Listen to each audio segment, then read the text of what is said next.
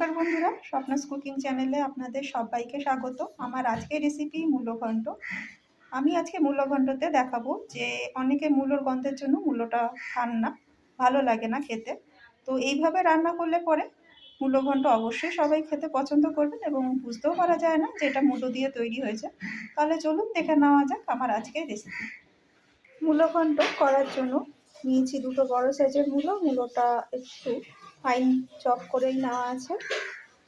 এর সাথে নিয়েছি এখানে অল্প পরিমাণ মটরশুঁটি, আর নিচেই দুটো মিডিয়াম সাইজের আলু এরকম ছোট টুকরো করে কেটেছি, 3টে কাঁচা লঙ্কা, অল্প এখানে হাফ ইঞ্চির মতো আদার টুকরো আছে, এটা পেস্ট করে নেবো।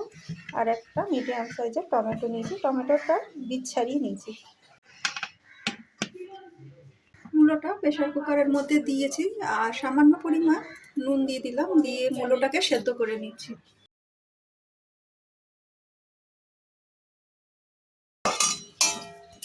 মূলো ঘন্ট করার জন্য একটা তেজপাতা আর 1 চামচ জিরে নিয়েছি, গোটা জিরে, এটা শুকনো খোলায় ভেজে নিচ্ছি।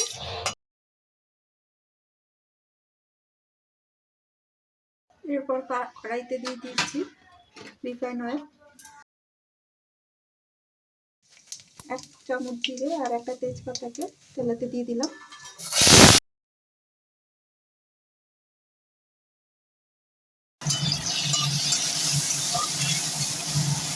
এক চামচ নুন আর হলুদ দিয়ে আলুটা ভেজে নিচ্ছি।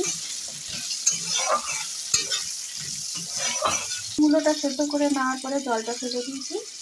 এবারে সেদ্ধ করা মূলোটাকে একটু হাত দিয়ে ভালো করে চটকে নেব। ভালো করে সেদ্ধ করা মূলোটা কিন্তু হাত দিয়ে স্ম্যাশ করে নিচ্ছি। যে জলটা বেরোচ্ছে মূলো থেকে এটা ফেলে দেব। এপাশে আলুটাও ভাজা হয়ে গেছে। এরপর অল্প পরিমাণ কোরানো নারকেল এর সাথে দিয়ে দিচ্ছি। নারকেলটা দেওয়ার পরে কিছুটা ভাজা ভাজা করে নেওয়ার পরে দুটো দিয়ে দিচ্ছি কাঁচা লঙ্কা আর সামান্য পরিমাণ মটরশুঁটি দিয়ে দিলাম।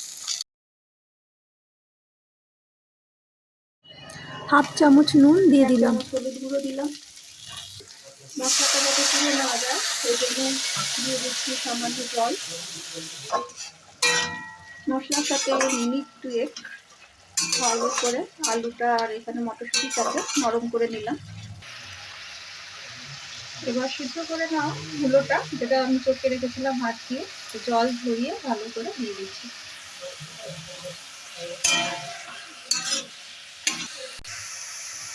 এই সময় অল্প পরিমাণ নুনও দিয়ে দিলাম চেক করে, আর 1 চামচ চিনি দিয়ে দিচ্ছি। যেহেতু এটা নিরামিষ সেহেতু আমি চিনির ব্যবহার অবশ্যই করবো। নুন চিনি দেওয়ার পরে আরো মিনিট দিয়ে ভালো করে মিশিয়ে নিচ্ছি।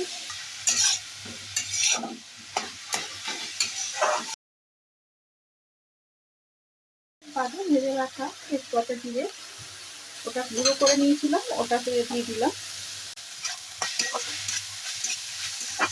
1 চামচ গরম মশলা গুঁড়ো দিলাম আর 1 চামচ ঘি দিয়ে দিচ্ছি।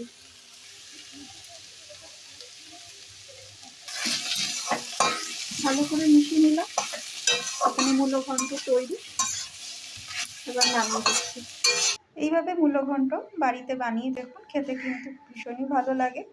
নিরামিষ দিনে এই ধরনের ঘন্ট বানানো যেতেই পারে, আর এতে কিন্তু মূলোর স্বাদটা কিন্তু একেবারেই থাকে না। মানে মূলো যে অনেকে গন্ধের জন্য খেতে পারেন না, তো সেটা এইভাবে রান্না করলে অবশ্যই খেতে পারবেন। যদি আমার আজকের এই ভিডিওটি আপনাদের পছন্দ হয়ে থাকে তাহলে অবশ্যই একটা লাইক, কমেন্ট আর শেয়ার করবেন। আর নতুন নতুন ভিডিও পেতে আমার চ্যানেলটা সাবস্ক্রাইব করার অনুরোধ রইল।